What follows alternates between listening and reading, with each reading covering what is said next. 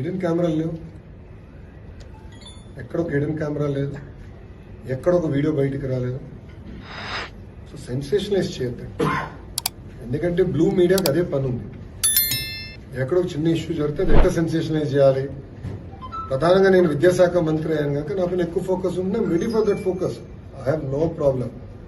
కానీ వాస్తవాలు తెలుసుకుని మీరేంటి, నేనే కాదండి. కానీ అక్కడ ఒక హిడెన్ కెమెరా లేదు, ఒక వీడియో లేదు, కావాలని రచ్చ చేస్తాం, కరెక్ట్ కాదు. అది నంబర్ 1. నంబర్ 2, అక్కడ ఏం జరిగిందో మీకు తెలుసు. ఆ చేసినోడిని ఇమ్మీడియట్ గా అరెస్ట్ కూడా చేశాం.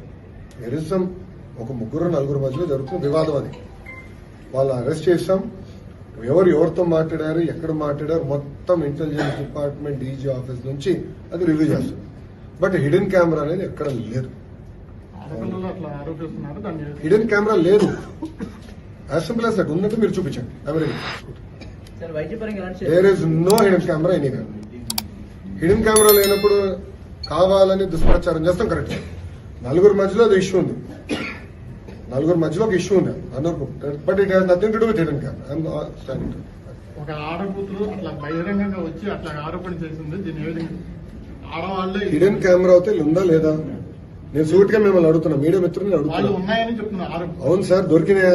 లోపలికి వెళ్ళట్లేదు కదా. పోలీసు వాళ్ళు వెళ్ళారు, కలెక్ట్ చేసుకున్నారు, ఎవిడెన్స్ ఉంది. పిల్లలు ఎక్కడ హిడెన్ కెమెరా చూపించలేకపోయారు, ఇట్స్ ఫ్యాక్ట్. సో మీరు కూడా దుష్ప్రచారం చేస్తాం మానేయండి ఫస్ట్. నో, మీరు వాస్తవాలు తెలియకుండా హిడెన్ కెమెరా ఉంది, ఇన్ని వేల వీడియోలు ఉన్నాయి అంటాం కరెక్ట్ కాదు.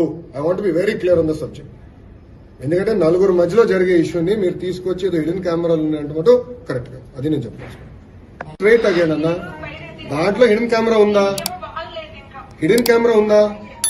కెమెరా చూపించు, కెమెరా చూపించు తమ్ముడు, కెమెరా చూపించు.